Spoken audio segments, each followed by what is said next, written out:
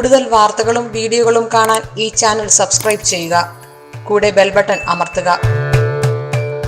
കുടുംബക്ഷേത്രങ്ങൾ എന്നുള്ള ഒരു വിഷയമാണ് ഞാൻ ഇന്നിവിടെ അവതരിപ്പിക്കുന്നത്. പലർക്കും പല വിധത്തിലുള്ള കുടുംബ സംബന്ധമായ ദുരിതങ്ങൾ തുടർച്ച വന്നുകൊണ്ട് ഇരിക്കുമ്പോൾ പലരും അതിനെ നേരിടാനുള്ള ഒരു ഉപാധിയായി ക്ഷേത്രങ്ങളിലൊക്കെ പോയി വഴിപാടുകളൊക്കെ നടത്തിയാലും ഇതിനൊന്നും ഫലം കിട്ടാണ്ട് വരുമ്പോൾ ചിലപ്പോൾ ഒരു ജ്യോതിഷൻ്റെ അടുത്ത് ചെന്നിട്ട് ചോദിക്കും, ഞങ്ങളുടെ ദുരിതങ്ങളൊന്നും മാറുന്നില്ല, ഇങ്ങനെ ഇടക്കിടക്ക് ദുരിതങ്ങൾ വന്നുകൊണ്ടിരിക്കുകയാണ്, അതിനെന്താണ് പ്രതിവിധി എന്ന് ചോദിക്കുമ്പോൾ അദ്ദേഹം തീർച്ചയായിട്ടും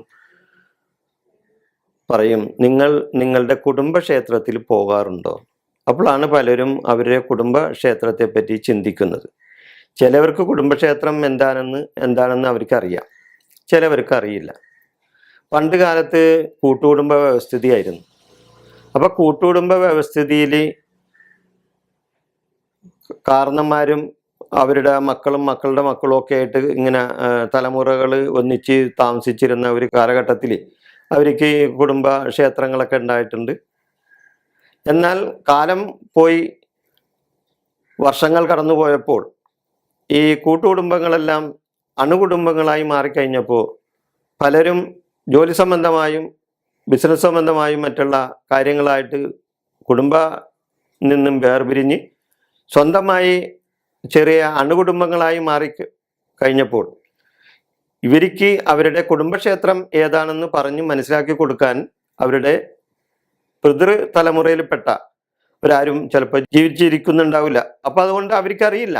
അവരാ പറഞ്ഞ് ശരിയാണ്, അവർക്ക് ഒരു കുടുംബക്ഷേത്രം ഏതാണെന്ന് അവർക്കറിയില്ല. അപ്പോൾ അതിന് കുടുംബക്ഷേത്രം ഏതാണെന്ന് ഒരു നല്ലൊരു ജ്യോത്സ്യനെ കണ്ട് ചോദിച്ചു കഴിഞ്ഞാൽ ആ കുടുംബക്ഷേത്രം എവിടെയാണെന്ന് പറഞ്ഞ് മനസ്സിലാക്കി കൊടുക്കാനായിട്ട് ഒരു നല്ലൊരു ജ്യോത്സ്യന് കഴിയും. അതോടൊപ്പം ഈ കുടുംബക്ഷേത്രം എന്നാൽ എന്താണെന്നുള്ള ഒരു വിവരണവും കൂടി ഞാൻ ഇവിടെ പറയാനായിട്ടാണ് ഉദ്ദേശിക്കുന്നത്. നമ്മളുടെ പൂർവികർ, അതായത് നമ്മളുടെ 7 തലമുറയിൽപ്പെട്ട പൂർവികർ ആരാധിച്ചു വരുന്ന ഒരു ദേവനോ ദേവിയോ എവിടെയെങ്കിലും ഉണ്ടാവും. നമ്മുടെ പൂർവികർ ആരാധിച്ചു വരുന്ന 7 തലമുറയിൽപ്പെട്ട പൂർവികർ ആരാധിച്ചു വരുന്ന ഒരു ദേവനോ ദേവിയോ എവിടെയെങ്കിലും ഉണ്ടാവും. ആ ദേവനും ദേവിയും ഇരിക്കുന്ന ക്ഷേത്രമാണ് നമ്മുടെ കുടുംബക്ഷേത്രം. അതാണ് നമ്മുടെ പരദേവത. ഈ പരദേവത എന്ന് പറഞ്ഞു കഴിഞ്ഞാൽ കുടുംബത്തിന്റെ ഒരു രക്ഷാകവചമാണ്. ഒരു അമ്മ സ്വന്തം മക്കളെ എങ്ങനെ സംരക്ഷിക്കുന്നുവോ അതുപോലെയാണ് ഒരു കുടുംബ പരദേവത ആ കുടുംബത്തിലെ അല്ലെങ്കിൽ അവരുടെ ഭക്തന്മാരെ സംരക്ഷിച്ചു വരുന്നത്. അപ്പോൾ ഈ കുടുംബ പരദേവതയെ അറിയാതെ അവിടെ പോകാതെ ആ ക്ഷേത്രമായിട്ട് ബന്ധപ്പെടാതെ ഇരിക്കുമ്പോൾ തീർച്ചയായിട്ടും ഒരു കുടുംബ പരദേവതക്ക് ഒരു മനസ്താപം ഉണ്ടാവും. അത് നമ്മളിൽ ഒരു ശാപമായി വന്നു വീഴും. അത് നമ്മൾക്ക് ദുരിതങ്ങൾ ഉണ്ടാക്കാനേ ഉപകരിക്കും. ഞാനൊരു ചുരുങ്ങിയ ഒരു എക്സാമ്പിൾ പറയാം. വേറെ ഒന്നുമില്ല. നിങ്ങൾ ഒരു അപ്പൂപ്പനും അമ്മൂമ്മയാണെന്ന് വെച്ചു. നിങ്ങൾക്ക് കുറച്ച് മക്കളുണ്ട്. ഈ മക്കളൊക്കെ പല സ്ഥലങ്ങളിൽ ദൂരസ്ഥലങ്ങളിലൊക്കെ ജോലി സംബന്ധമായൊക്കെ പോയി. വർഷങ്ങളായിട്ട് ഈ മക്കളും മക്കളുടെ മക്കളൊന്നും നിങ്ങളുടെ അടുത്ത് വരുന്നില്ല, നിങ്ങളെ കാണാനും വരുന്നില്ല. അപ്പം എന്തായിരിക്കും നിങ്ങളുടെ മനസ്സിൻ്റെ വികാരം? എൻ്റെ മക്കളും മക്കളുടെ മക്കളോ അല്ലെങ്കിൽ ആരും കൂടെ ഒന്നും ഞങ്ങളെ തിരിഞ്ഞു നോക്കുന്നില്ലല്ല, ഈ അപ്പൂപ്പനെ അമ്മൂമ്മനെ ആരും തിരിഞ്ഞു നോക്കുന്നില്ലല്ല എന്ന് ഈ നമ്മൾക്ക് പ്രായമായ ആൾക്കാർക്ക് മനസ്സിലുണ്ടാവും, ഇല്ലേ? അപ്പോൾ അവരുടെ മനസ്സിൽ വരുന്ന ആ ഒരു താപം ഉണ്ടല്ലോ, മനസ്സിൻ്റെ ആ വിഷമം, അത് തന്നെയാണ് ഒരു കുടുംബ പരദേവതക്ക് ഉണ്ടാവുന്നത്. അങ്ങനെ ഇരിക്കുമ്പോൾ ഈ അപ്പൂപ്പനെയും അമ്മൂമ്മനെയും കാണാനായിട്ട് ഈ അവരുടെ മക്കളോ മക്കളുടെ മക്കളോ ഒക്കെ ആയിട്ട് ആരെങ്കിലും ഒക്കെ ആയിട്ട് വന്നെന്ന് വെച്ചോ.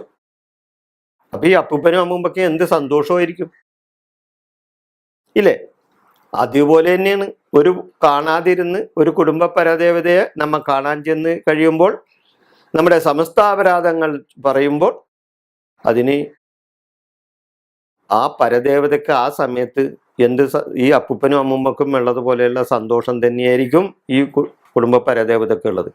അന്നേരം ചിലപ്പോൾ അവരുടെ കയ്യിലുള്ളത് എന്താണെന്ന് വെച്ച് കഴിഞ്ഞാൽ വാരിക്കോരി കൊടുക്കും. ഇത് ഈ അപ്പൂപ്പനും അമ്മയും. അതുപോലെ തന്നെ ഒരു പരദേവതയും നമ്മളെ സംരക്ഷിക്കും. അക്കാര്യത്തിൽ ഒരു സംശയമില്ല.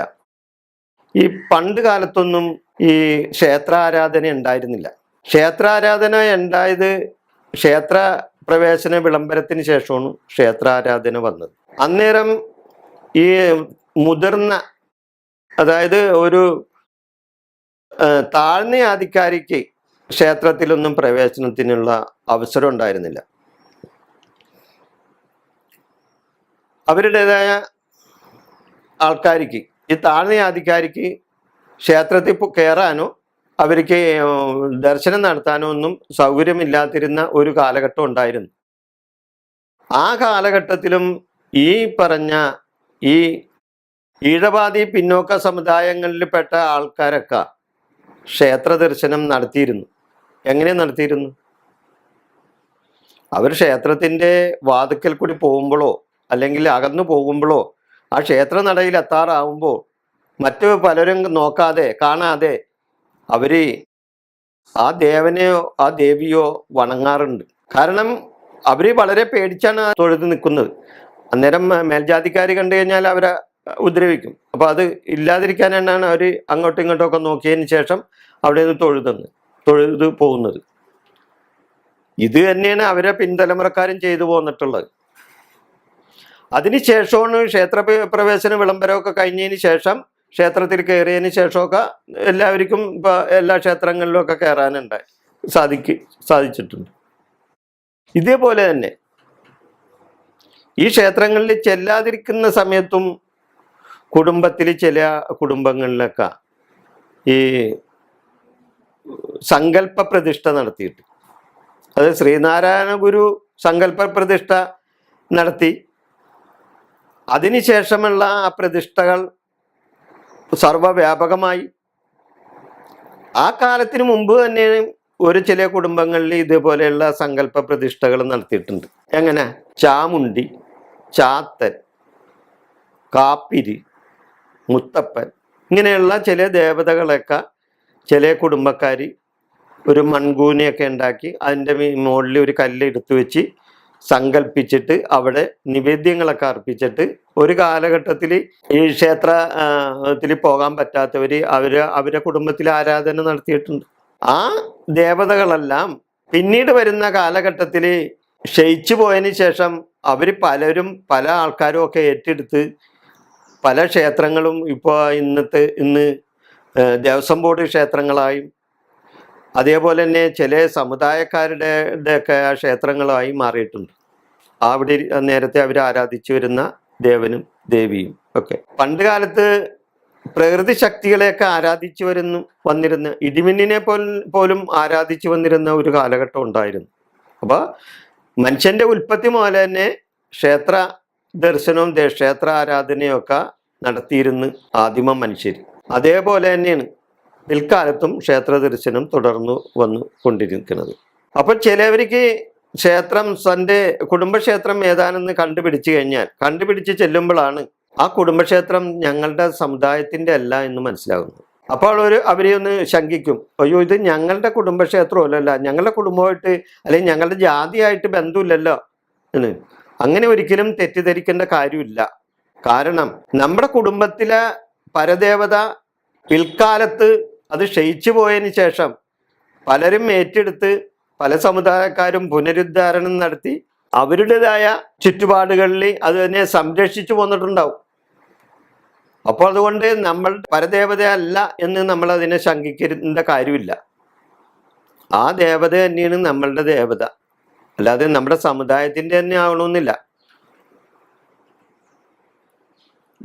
നിങ്ങളുടെ അല്ലെങ്കിൽ നമ്മളുടെ മുതിർന്ന 7 തലമുറയിൽപ്പെട്ട പൂർവീകരെ ആരാധിച്ചു വരുന്ന ആ ദേവത തന്നെയാണ് അത് നമ്മുടെ സമുദായത്തിൻ്റെ അല്ലെന്ന് വെച്ച് അതിന് നിങ്ങൾ ബുദ്ധിമുട്ട് തോന്നേണ്ട കാര്യമില്ല. ചിലർക്ക് സ്വന്തമായിട്ട് ഉണ്ടാവില്ല കുടുംബക്ഷേത്രം. അപ്പോൾ അതുകൊണ്ട് ഇങ്ങനെ ചെന്ന് ആണ് നമ്മളുടെ കുടുംബക്ഷേത്രം ഏതാണെന്ന് നമ്മൾ കണ്ടുപിടിച്ച് ചെയ്യേണ്ടത്. അതുകൂടാതെ ചിലവർക്ക് സ്വന്തം വീട്ടിൽ കുടുംബക്ഷേത്രം ഉണ്ടാവും. അതും അവരുടെ സ്വന്തം കുടുംബക്ഷേത്രമൊന്നും നമുക്ക് പറയാൻ പറ്റില്ല. കാരണം അത് ചിലപ്പോൾ പിൽക്കാലത്ത് ഈ അടുത്ത കാലത്തോ അതിന് അവരുടെ അപ്പനോ അച്ഛനോ അച്ഛൻ്റെ അച്ഛനോ മുത്തച്ഛനോ ഒക്കെ ആയിട്ട് ചെയ്തേക്കണ എടുത്തു വെച്ചേക്കണ പ്രതിഷ്ഠകളായിരിക്കും, അല്ലെങ്കിൽ സങ്കല്പ പ്രതിഷ്ഠകളായിരിക്കും, അല്ലെങ്കിൽ അവിടെ ക്ഷേത്രം ഉണ്ടാക്കി വെച്ചതായിരിക്കും. എന്നാലൊന്നും അത് കുടുംബക്ഷേത്രമാണില്ല. കുടുംബക്ഷേത്രമാണെങ്കിൽ അവരുടെ 7 തലമുറ തുടർച്ചയായി ആരാധിച്ചു വരുന്ന ഒരു ദേവനോ ദേവിയോ ആയിരിക്കണം. അതാണ് അവര് ശരിക്കു പറഞ്ഞാൽ കുടുംബ പരദേവത. അപ്പൊ ആ കുടുംബ പരദേവതയെ സംരക്ഷിക്കാതെ, ആ കുടുംബക്ഷേത്രത്തിൽ വഴിപാട് നടത്താതെ നമ്മൾ മറ്റൊരു ക്ഷേത്രത്തിൽ പോയി വഴിപാട് നടത്തിയാൽ കുടം കമത്തി വെള്ളം ഒഴിക്കണതിന് തുല്യവും, അതിന് ഫലം ഉണ്ടാവില്ല. അപ്പൊ ഇവിടെ ശരിക്കു പറഞ്ഞാൽ പെറ്റമ്മക്ക് കഞ്ഞി കൊടുത്തിട്ട് വേണം മറ്റുള്ള ഒരു അമ്മക്ക് കഞ്ഞി കൊടുക്കാൻ എന്ന് സാരം. നമ്മളുടെ അമ്മ നമ്മളെ എങ്ങനെയാണ് സംരക്ഷിക്കുന്നത്? ഒരു മക്കളെ അമ്മ എങ്ങനെ സംരക്ഷിക്കുന്നുവോ, അവരെ കാറ്റിലും കോടിലും പെടാതെ അവരെ ദുരിതങ്ങളിൽ നിന്നും മോചനം നൽകി ഒക്കെ നമ്മളെ സംരക്ഷിച്ചു പോരുന്നത് നമ്മുടെ കുടുംബ പരദേവതകളാണ്. അപ്പോൾ ആ കുടുംബ പരദേവതകളെ നമ്മൾ സംരക്ഷിക്കണം. അവർ പോയി കാണണം. കാണാതിരിക്കുന്നവരെ പോയി കണ്ട്, അല്ലെങ്കിൽ കുടുംബ പരദേവതകളെ അറിയാത്തവർ അതിനെപ്പറ്റി അറിഞ്ഞ് നല്ലൊരു ജ്യോത്സ്യനെ കണ്ടുപിടിച്ച് അങ്ങനെയുള്ളതൊക്കെ പരിഹാരങ്ങളൊക്കെ ചെയ്താൽ നമ്മുടെ ദുരിതത്തിൽ നിന്നൊക്കെ നമുക്കൊരു മോചനം ഉണ്ടാവും. അതിന് ഉള്ള വഴിപാടുകളും അതിനുള്ള കർമ്മങ്ങളൊക്കെ ചെയ്താൽ നമുക്ക് നമ്മുടേതായ കഷ്ടകാലങ്ങളെല്ലാം മാറിക്കിട്ടി നമുക്ക് സർവൈശ്വര്യങ്ങൾ നമ്മുടെ കുടുംബ ദേവത നമുക്ക് തരും. നിങ്ങൾക്ക് 100% വിശ്വസിക്കാം. അപ്പോൾ ഇതാണ് കുടുംബ ക്ഷേത്രത്തെ പറ്റി എനിക്ക് പറയാനുള്ളത്. നിങ്ങൾക്ക് നന്ദി, നമസ്കാരം.